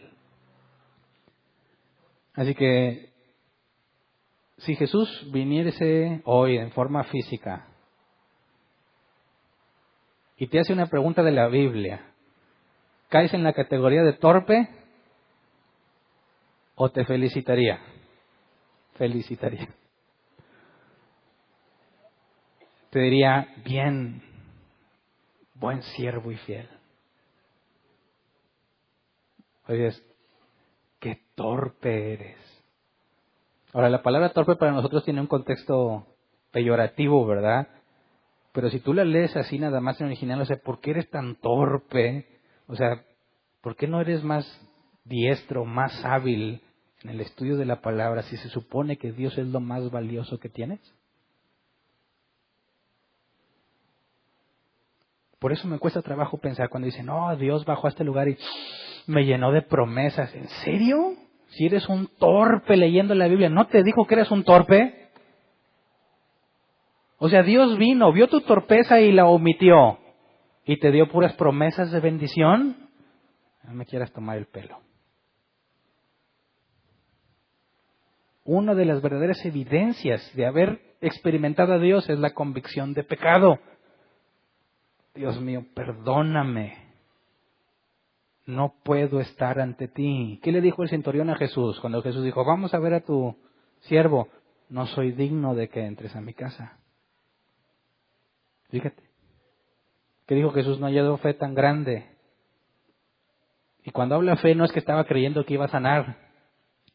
Fe es la confianza, la persuasión. No soy digno de que entres a mi casa, Jesús. Él sabía qué tipo de personaje tiene enfrente y cómo es él mismo ante que es Dios mismo. Y me resulta muy extraño que los cristianos aseguran que interactúan con Dios en muchas cosas y que todos son excelentes noticias. Yo no me he topado que digan, uy, es que Dios me habló. ¿Y por qué lloras? Por todo lo que me dijo. Me regañó así y así, y me dijo que estoy mal con mis hijos, con mi esposa. Me disciplinó, me dijo que me iba a tener castigado un tiempo. Nadie dice eso. ¿Por qué? Si la Biblia dice que Dios castiga y reprende a todo el que recibe por hijo.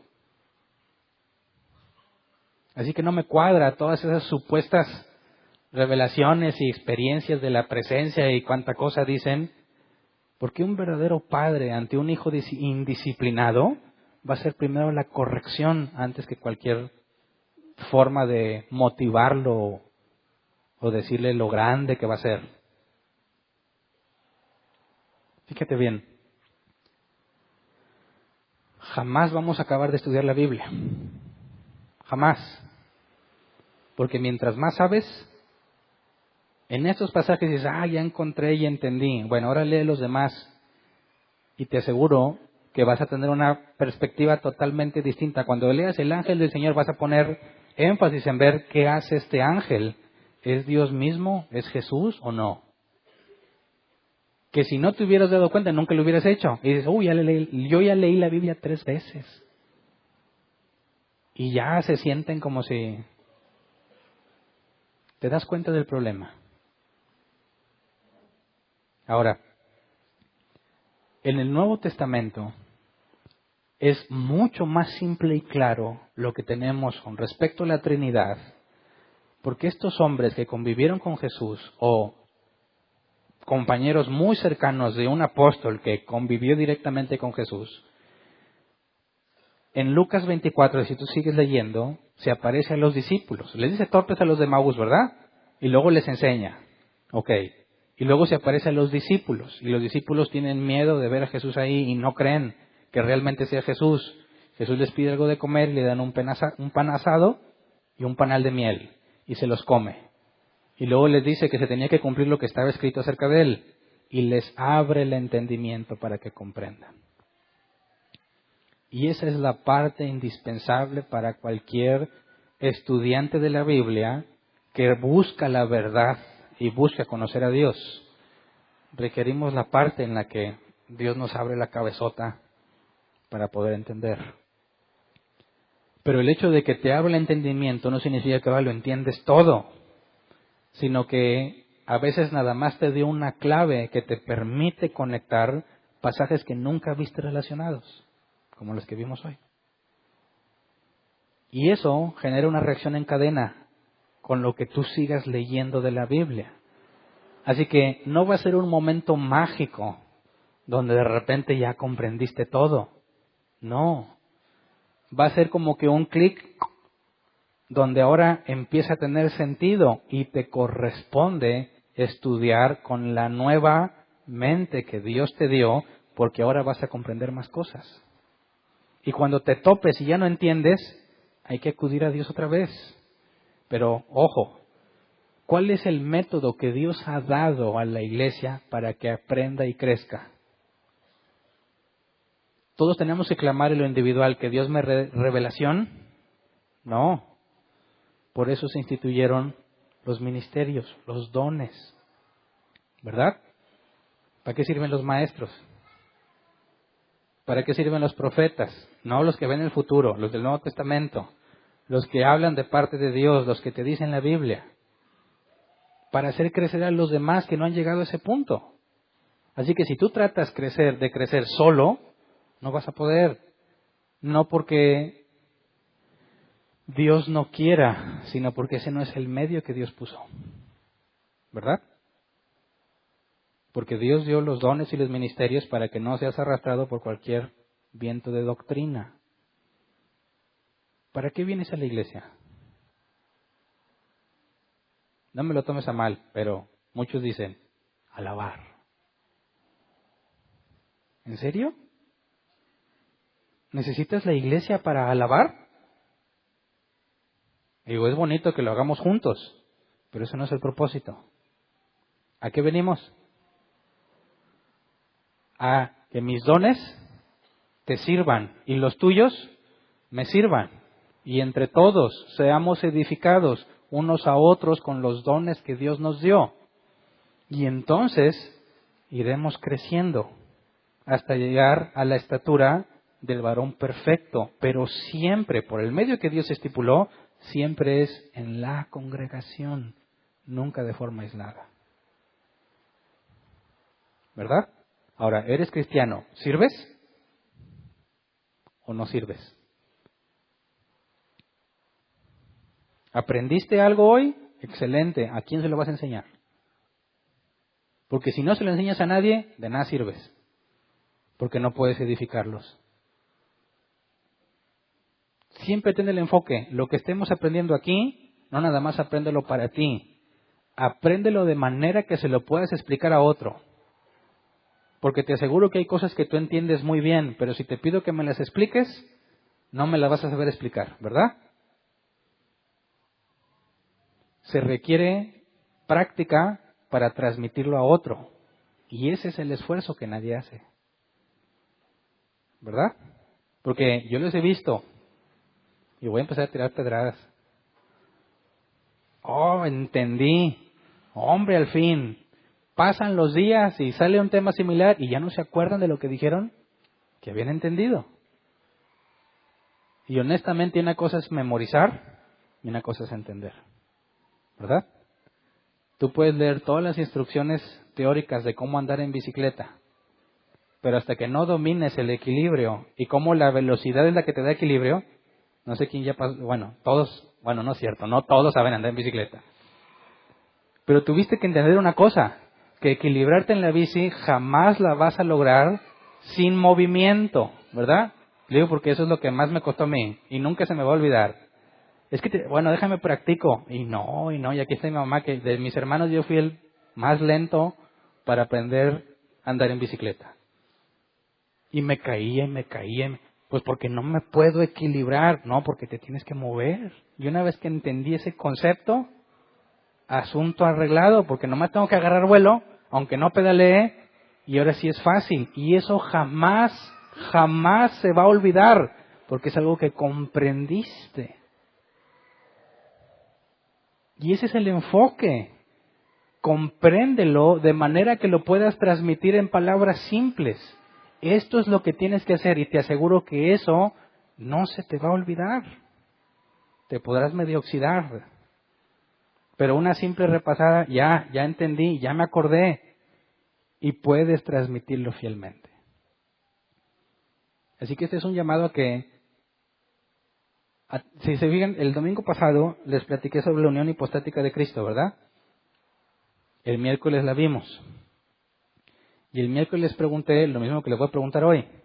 Cuando les mencioné sobre la unión hipostática, ¿quién ya sabía y dominaba el tema? Levante la mano. Uno. Más o menos. Ok. Les di un consejo, ¿verdad? Que solo te sorprendan una vez. Ok. Lo oyeron una vez y todos sorprendidos. ¿Quién sigue en ignorancia? A ver, en otras palabras, ¿quién ya se metió a estudiar qué es la unión hipostática? Por su cuenta. Uno. Dos. Bueno, tú ya sabías, ¿verdad? Dos. ¿Qué onda con todos los demás? Cuando le dije, oye, este consejo, sí, muy bueno, sí. ¿Y? Si te pido, explícame la unión hipostática, no me la vas a saber explicar. ¿Por qué? Porque te sorprendí una vez y le dejaste pasar. Hoy te sorprendo otra vez y te aseguro que no te vas a ir a estudiar. Ahí está la parte importante del cristiano que quiere ser bíblico. Necesitas profundizar para ser fiel a la hora de transmitirlo. Porque si no eres fiel al transmitirlo, no juntas con Cristo, sino que desparramas y contaminas y das doctrina errada que no va a edificar, sino que lleva a tropezadero. Y se supone que estamos para edificarnos unos a otros. Entonces, yo quisiera que hagas el esfuerzo junto conmigo. Yo tengo que prepararme para pararme aquí, ¿verdad? Y me vas a preguntar. Y tengo que darte una respuesta razonable y bíblica de la pregunta que me hagas. ¿Qué haces tú? Yo pregunto. Bueno, y si yo te pongo, ¿ya lo entendiste? Ahora yo te hago preguntas a ti. ¿Eso afirmaría lo que aprendiste? Yo no me puedo poner a preguntarle a cada uno, pero te aseguro que hay mucha gente que tiene muchas dudas, que si supiera que tú sabes, te preguntaría, pero no sabe que tú sabes. Es más, a veces nadie sabe que tú sabes, porque nunca dices lo que sabes, nunca aprovechas las oportunidades. Hay gente con mucha hambre en muchas partes y tú estás bien nutrido de la palabra y no haces nada para ayudar a los demás.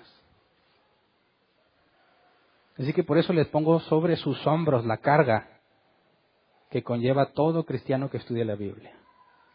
Deja de pensar nada más en ti y piensa a quién más le puedes transmitir lo que Dios te permitió entender, porque hay mucha necesidad, mucha necesidad. Somos aquí, unos 200. ¿Qué cosas no podría hacer Dios con nosotros si los 200 se ponen a estudiar y a decir lo que han dicho? ¿Verdad? Así que por favor, no tratemos de acumularnos aquí para crecer y decir, somos una iglesia grande. Eso de nada nos sirve. Venimos aquí a estudiar para luego replicar lo que aprendiste aquí. Por favor, hay mucha necesidad de conocimiento bíblico en toda nuestra ciudad, en todo nuestro estado, en todo el país, en toda América Latina. Y el privilegio que Dios nos ha dado para estudiar, usémoslo para llevarlo a donde hay necesidad. ¿Ok? Entonces, en cuanto a lo que vimos el día de hoy, antes de pasar a las preguntas, vamos a ponernos de pie y vamos a orar. ¿Sabes? A mí me preocupa mucho que las clases que estamos viendo, que tienen que ver con mucha teología a nivel básico, se convierten en mero conocimiento. Sería una enorme pérdida si solamente queda como conocimiento en tu mente. Necesitas llevarlo a que dé fruto. Necesitamos dar fruto con lo que Dios nos ha dado. Y eso solo va a pasar cuando hables. La palabra de Dios no vuelve vacía. Y hay muchos cristianos que están hambrientos. Hambrientos de lo que tú tienes. Pásalo. Transmítelo. Por amor a Dios, por amor a ellos. Vamos a orar, Señor. Gracias por toda la riqueza que nos das por medio de tu palabra. Y que sabemos que es solo por medio de ti que nos dejas ver y aprender cosas que no sabíamos. Cosas que no veíamos, Señor. Sabemos que estamos igual que los que iban camino de Emaús o peor. Hemos sido torpes a la hora de estudiar tu palabra. No hemos profundizado, Señor. Muchas de nosotros ni siquiera la leen. Señor, no nos entregues a nuestros propios razonamientos. No nos dejes así. Si seguimos así, Señor, vendremos a ser como ejemplo de aquellos que conocieron pero que no fueron hijos tuyos en ningún momento. Señor, danos la evidencia de que somos hijos tuyos. Corrígenos, disciplínanos, Señor. Danos el momento para hablar lo que nos has enseñado. No queremos solamente acumularlo. Sabemos, Padre, que hay mucha necesidad de conocimiento bíblico. Padre, no queremos simplemente pensar en nosotros.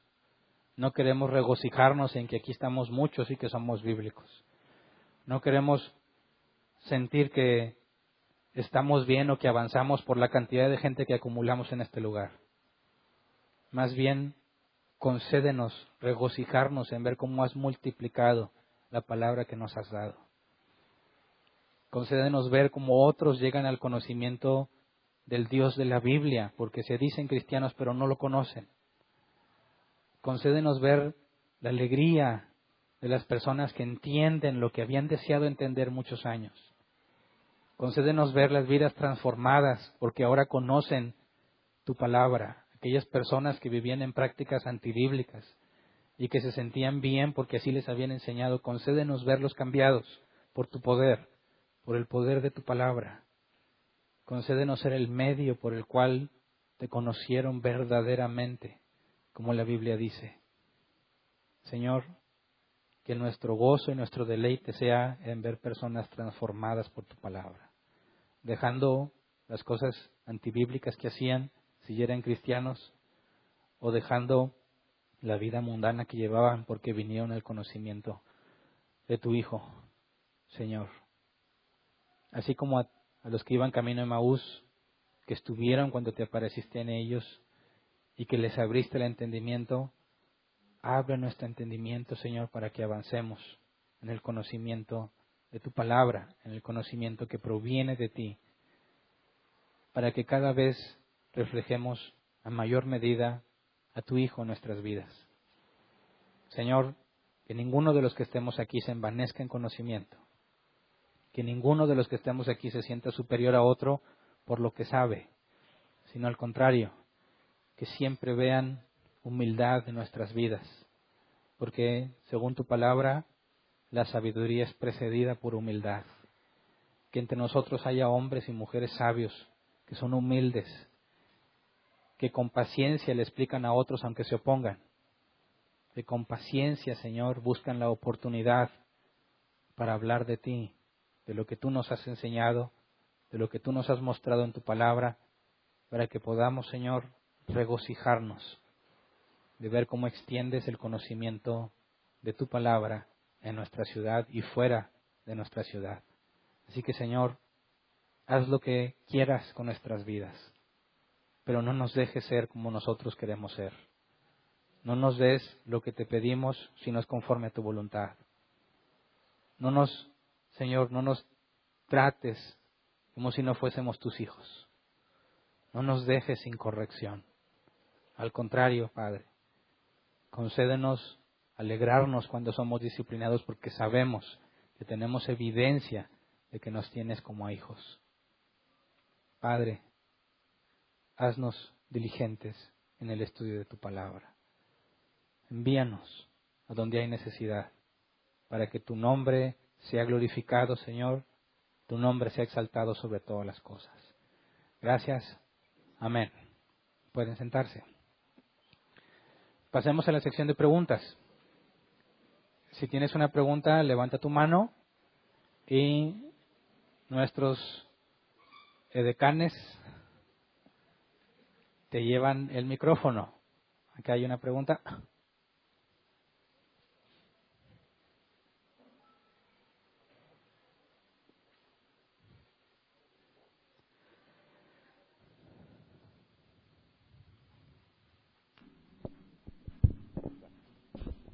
Sí, buenas tardes. Buenas tardes. Yo ya había escuchado en alguna ocasión acerca de que Jesús era el ángel, pero siempre me ha quedado, no me ha quedado claro, porque no sé si puedan ayudarnos a poner Efesios capítulo 1, del versículo 3 al 6, y que nos pudieras ampliar ahí un poquito lo por que favor. refiere ahí.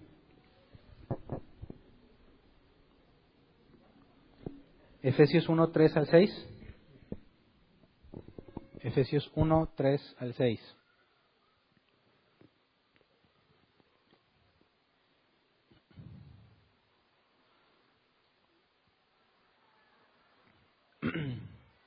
Bendito sea el Dios y Padre de nuestro Señor Jesucristo, que nos bendijo con toda bendición espiritual en los lugares celestiales en Cristo, según nos escogió. Perdón, era Hebreos. Discúlpame. Ok. Hebreos 1, 3 al 6.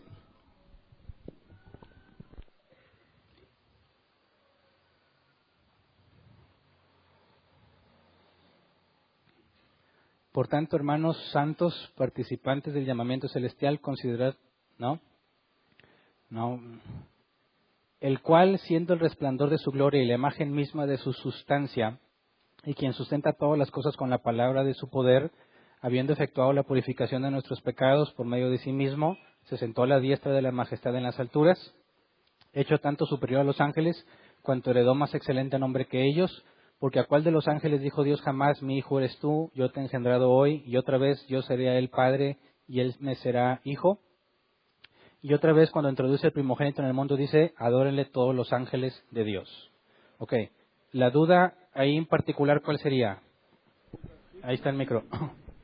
Del versículo donde dice, ¿A cuál de los ángeles ¿a cuál dijo? de los ángeles dijo Dios, mi hijo eres tú? Cuando lo pone por encima de los ángeles. Ok, aquí el punto es que la palabra ángel hace referencia al mensajero, ¿verdad? Y no todo ángel de Dios es Jesús. Dios utiliza distintos mensajeros, tanto humanos como celestiales. El punto es que cuando hace referencia al ángel de Jehová y analizan la forma en la que se habla de él, se concluye que no es un mensajero ni humano, ni uno de los celestiales de los cuales hace referencia Hebreos entre todos los ángeles de Dios, sino uno en particular. Así que cuando habla a cuál de los ángeles dijo esto, tendríamos que hacer referencia en que está hablando de uno en particular, al cual nunca se le podría hablar como meramente un ángel. Por eso, cuando hablamos del ángel del Señor o la palabra del Señor, en el sentido estricto de la palabra, era un mensajero que Dios usó. Pero en el contexto de Hebreos, a cuál de los ángeles dijo Dios tiene un contexto distinto a esa palabra ángel, ¿verdad?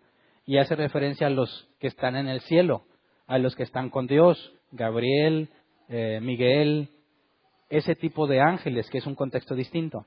Por eso, cuando hablamos de ángel en el Antiguo Testamento, la primera aclaración fue que hice de verlo estrictamente como un mensajero. Y ese mensajero en particular no puede ser identificado con ningún otro ángel, y por eso le dice, mi hijo eres tú, yo te he engendrado hoy. Esa es la diferencia de sentido de ángel en el Nuevo Testamento y en el Antiguo, y la forma en que se habla del mismo. ¿Alguien más? Acá adelante.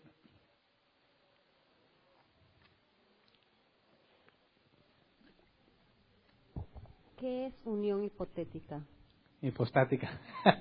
Ahí está. Bueno, vamos a... ¿Qué era Hebreos?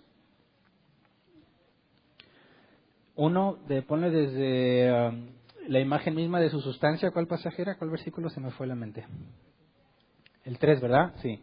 El cual siendo resplandor de su gloria y la imagen misma de su sustancia. Ahí la palabra sustancia es hipóstasis. Y nos dice que el Hijo es la misma imagen de su hipóstasis. Entonces, ese es el punto, como el Hijo, por medio de la unión hipostática que se toma de esa palabra, es el mismo Dios, pero una imagen de Él al decir que son distintos. Entonces, cuando hablamos de la unión hipostática, son estas dos. Es el Hijo, pero es Dios mismo. Entonces, en lugar de decir que tiene dos naturalezas, puedes decir es la unión hipostática. ¿Alguien que ya tomó el consejo? ¿Alguien más?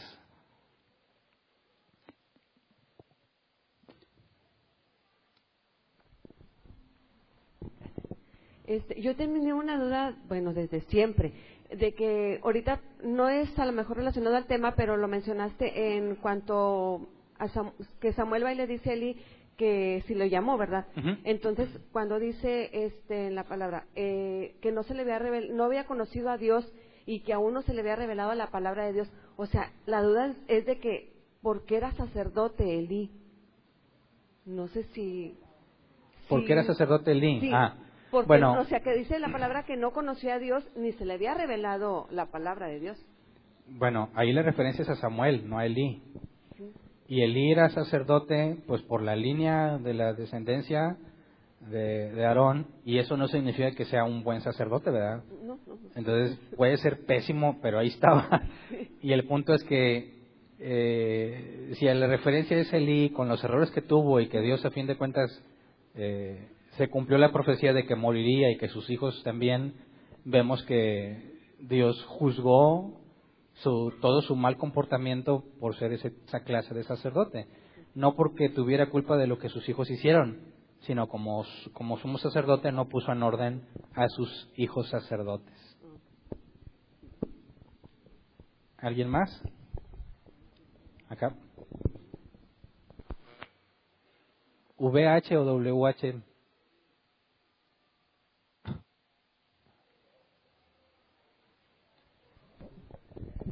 Buenas tardes.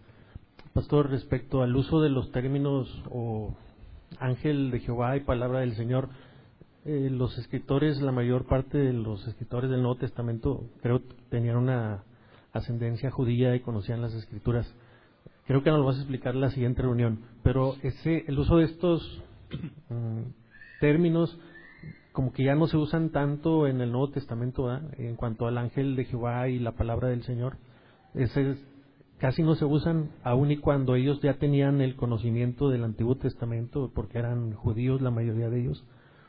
Es que, si te fijas, tanto el ángel o la palabra es una forma de referirse a alguien que desconocían, pero que sabían que era Dios. En el Nuevo Testamento partes de la revelación de Jesús. Así que ahora, en lugar de decir el ángel o la palabra, dices Jesús, el Cristo o el Hijo del Hombre, el Mesías. Bueno, Cristo Mesías es lo mismo, el Hijo de Dios. Ya te vas a un punto específico donde te refieres a una persona en particular de quien tienes detalle de cómo fue, qué habló y qué hizo. En pocas palabras, los 4 evangelios nos dicen cómo es Él. Y al conocerlo a Él, sabes cómo es el Padre. Por eso, el reemplazo de esta forma de llamársele por la referencia directa a Jesús. En pasajes, pastor, en los que se menciona simplemente la palabra Jehová. Por ejemplo, cuando la muerte de los primogénitos en Egipto, ahí podríamos pensar que, sabemos que no fue Elohim refiriéndose a dioses como hombres, ¿verdad?, sino que fue Dios. Pero entonces ahí estuve checando yo y no dice el ángel de Jehová, dice y Jehová pasará, y Jehová pasó, y Jehová mató, y todo eso. Ahí podemos entender que pasaron el Padre, el Hijo y el Espíritu Santo matando a los primogénitos de Egipto, o ¿cómo podríamos entender los pasajes? Ese es un ejemplo, en donde solamente se menciona Jehová. En este caso, el ejemplo de cuando los va a liberar de Egipto. Cuando solo se menciona Jehová, pues puede ser, bajo el contexto que vimos, que a veces es intercambiable ángel de Jehová por Jehová, puede ser, bueno, hay una referencia a Dios y por la forma en la que trabaja trataríamos de determinar si fue el Padre, el Hijo o el Espíritu Santo, ¿verdad? Pero no vas a encontrar una referencia directa para saber. Se está hablando de Dios quien lo hace, pero no siempre se especifica cuál de las tres personas lo hizo. Entonces, tendríamos que partir del conocimiento que tenemos, ¿verdad? Cuando vemos que el Espíritu de Jehová llenaba una persona o la capacitaba o la usaba para hablar, entiendes que es la tercera persona de la Trinidad. Cuando hay un intercambio visual o algo así, estás hablando de la segunda. Y en cuanto a la primera persona, no hay un registro donde se haya visto algo de Dios. Jesús dijo, nadie ha visto a Dios, ¿verdad? Entonces, ahí es falible cualquier intento que podamos hacer para determinar, porque va a depender de cómo veas la evidencia, ya que no lo dice directamente. Pero en estos casos particulares, el ángel y la palabra, ves que claramente se atribuye como si fuese el mismo Dios. Hablas de dos personas distintas. En ese ejemplo, pastor, vamos a pensar que Sandra es mamá de Sofía, es mi esposa y mi hija, y le dice Sofía a Sandra, están platicando y le dice Sofía a Sandra, por un ejemplo que pusiste de alguno de los profetas, no recuerdo cuál es, donde hace referencia al ángel de Jehová y dice, si Jehová estuviera conmigo, algo así. Entonces Sandra, la mamá, le dice a Sofía algo y Sofía le dice, si mi madre estuviera conmigo, se está refiriendo a ella, ¿verdad? Pero eso no quiere decir que Sandra no sea la madre, sino que simplemente esté haciendo referencia, bueno, si mi madre estuviera conmigo, haciendo referencia a ella misma, pero que se llama Sandra, no quiere decir que otra sea la madre y que Sandra, o sea, que tenga dos madres, no sé si me explico. Sí, y si tú aíslas ese pasaje no sería suficiente. No podrías argumentar que hay algo más hasta que Gedeón dice, he visto a Jehová. Por eso hago el comentario que respecto a ese ejemplo, digo, no me parece suficientemente válido, porque yo podría decir, bueno, si mi pastor estuviera conmigo y refiriéndome a ti, ¿verdad? Pues no quiere decir que mi pastor fuera otro y tú. Pastor, respecto a la revelación de Dios que es por gracia, en este caso los discípulos que iban en el camino de Emaús, que dice insensatos y tardos de corazón para creer lo que las Escrituras dicen, podríamos discutir si era falta de conocimiento en cuanto a las Escrituras o si era la fe que es revelada por gracia. Mi pregunta es esta, pastor. No quiere decir los comentarios que has hecho, es pregunta, que Dios le diga torpes a todos aquellos a los cuales por gracia Él mismo, haciendo énfasis en cuanto a la revelación que es por gracia. ¿Cómo entender, si mal entendí, pastor, a ese Dios que le esté diciendo torpes a los que Él mismo por gracia no se les ha revelado? Entiendo la parte que nos quieres decir y nos redarguyes y nos reprendes y todo, que nos enfoquemos en el conocimiento. Estoy de acuerdo. Pero si a los hombres que a los cuales Dios no se les ha revelado, que ya hemos visto que es por gracia y todo eso y la predestinación, no estás diciendo, es pregunta, que Dios les está diciendo torpes a ellos, ¿verdad? Es que tienes que entender los dos aspectos de la revelación, ¿verdad? Una cosa es que Dios te abre el entendimiento y una muy distinta es que Él ya te dijo todo lo que debes entender. O sea, Él te abre el entendimiento, pero eso no significa que puso toda la información en tu cerebro para que la entiendas, sino que tienes que escudriñar con el entendimiento que Dios te ha dado. Ahora, ¿qué excusa tienes si Dios te dio entendimiento, pero no estudias? Esa es la parte en la que yo me enfoco, ¿verdad? Sí. Y mi pregunta iba más enfocada, pastor, a aquellos a los que, incluso en ese mismo pasaje que mencionas, más adelante dice, entonces Dios les abrió el entendimiento. Y como creo que estamos de acuerdo, ¿verdad? Mientras Dios no nos abre el entendimiento en el nuevo nacimiento, no vamos a entender quién es Jesucristo. A esas personas no podemos, digo, menos de nosotros, forma natural, andarles diciendo torpes, ¿verdad? Y no creo que Dios tampoco lo haga. No. Aquí estamos hablando en el contexto de los que tenemos el Espíritu Santo y si lo tenemos, Dios te ha dado la capacidad de entender. Pastor, la última. En cuanto al gnosticismo, algo que estuve leyendo, creo que alguna de sus características, particularidades o fundamentos es que hablan de un conocimiento superior, ¿verdad? Un conocimiento más elevado, un conocimiento superior. En ese sentido, pastor, espero que todos tengamos la madurez para entender las palabras que voy a decir, ¿verdad? Pero en ese sentido, y hablando de Dios nos dice, apartados de mí nunca los conocí, la exhortación que nos hace es a que crezcamos en el conocimiento, que sabemos que es por elección, la predestinación, todo eso. En ese sentido, pastor, podríamos decir que tenemos algo de gnósticos, los que por gracia hemos sido, ¿no es un conocimiento superior que no está al alcance de todos? No. ¿Qué diferencia hay entre uno y otro? Esa es mi pregunta. Sí, los gnósticos te hablan de un conocimiento oculto que si no lo tienes no puedes salvarte, por así decirlo. Es decir, hacen la revelación especial de la Biblia insuficiente. Necesitas eso, pero otro conocimiento que ellos te van a dar para que te puedas salvar. Eso no es lo que estamos diciendo aquí. Aquí la Biblia es claro que tenemos que perseverar, hay que crecer en santidad y en sabiduría, en conocimiento de Dios. La carta a los Hebreos dice que debiendo ser ya maestros, todavía son como niños. Y ahí está la exhortación, es a crecer, no a que tienes que saber mucho para salvarte.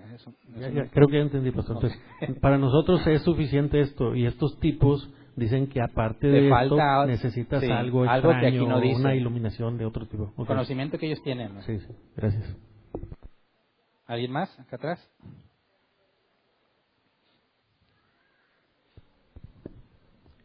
La primera palabra YHVH es, la Biblia escribió en hebreo, griego y arameo.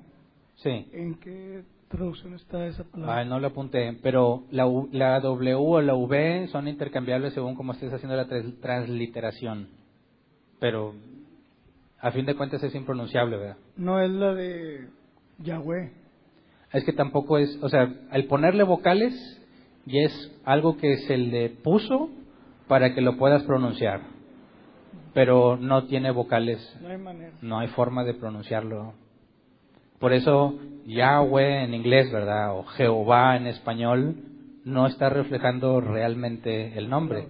Ahora, cuando muchos dicen, creo que son los testigos de Jehová, ¿no? Que si tú no, cuando oras no dices Jehová, pues no te oye él, ¿verdad? Porque no le estás hablando a él. Dices, bueno, no aplica porque ese no es el nombre como quiera. Es impronunciable en ese sentido. Así que no se puede decir, ¿verdad? El mismo va para Jesús, ¿verdad? ¿Por qué le dices Jesús si ese no es su nombre? Es el mismo tipo de argumento, ¿verdad? ¿Alguien más? Acá. O ahí atrás. Ahí en Hebreos 1:5, ¿por qué dice yo te he engendrado hoy si Jesús siempre ha existido? Recordemos lo que vimos en el concilio de Nicea: engendrado, no creado, ¿verdad? Consubstancial al Padre. Fue engendrado Jesús, pero no fue creado en el momento en que fue engendrado. Esa es la diferencia. Acá había otra pregunta, adelante. Nada más. Los ejemplos que estuvo dando donde del Antiguo Testamento, donde es Jesús y es Dios, vaya, el de la zarza, ¿son ejemplos de unión hipostática? O sea, ¿todos esos contarían? No. La unión hipostática es hasta que viene y toma forma humana. Eso sí. La unión hipostática es usada en el Nuevo Testamento nada más. Las dos naturalezas de Cristo. Es decir, en el Antiguo Testamento vemos la parte divina manifestada de distintas formas, una zarza, un varón con el que habló Abraham, distintas cosas, pero no era humano hasta que vino, nace de María y habita con nosotros. Ahí es donde obtiene una naturaleza humana. Ahí es donde es usada la unión hipostática. Ahí es la unión hipostática. Ok, gracias. ¿Alguien más? Sí. En todos los versículos que se habló de ángel, palabra y espíritu, en algunos está en mayúscula y en otros minúscula, de las tres palabras. Sí. Bueno, la de Señor no creo que la encuentres en minúscula. No, nomás. Espíritu las vas a encontrar minúscula, mayúscula o ángel también, y eso ya es de los traductores, a como ellos interpretan de quién está hablando. porque no hay ni minúsculas ni mayúsculas en hebreo antiguo. Entonces ya es, cuando tú lo lees y lo ves con minúscula o mayúscula, pues si les confías, pues ya dices, está hablando de Dios, o está hablando de un ángel cualquiera, o de un mensajero cualquiera. Pero la idea es ver cómo se describe a este ángel y determinar si es una de las personas de la Trinidad o es un mensajero común. Se habría que checar el contexto y ver de quién está hablando. Exactamente. Y en el Nuevo Testamento ya nunca se menciona la palabra Jehová. Ya no la usan, nomás describen Dios, ¿verdad? Pues es Dios, Señor, Padre. No tengo ahorita memoria de si efectivamente esté, a lo mejor en alguna traducción, pero no tendría mucho sentido porque en griego ya no hace referencia directa a ese nombre, ¿verdad? Pero honestamente no tengo aquí en la mente si no aparece en ningún lugar. Para no equivocarme, mejor te digo, no sé. ¿Alguien más?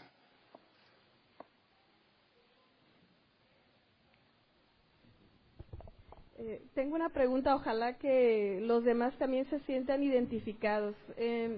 Siempre había escuchado yo que esas tres personas que conforman a Dios, como son personas, cada uno tiene su propia personalidad, y desde mi punto de vista, antes de conocer bien o leer un poco la Biblia, pues yo cuando escuchaba a Jehová, pues es el Padre, es el más estricto, y luego Jesús, todo mundo siente como que alguien más, que te puedes acercar con más confianza.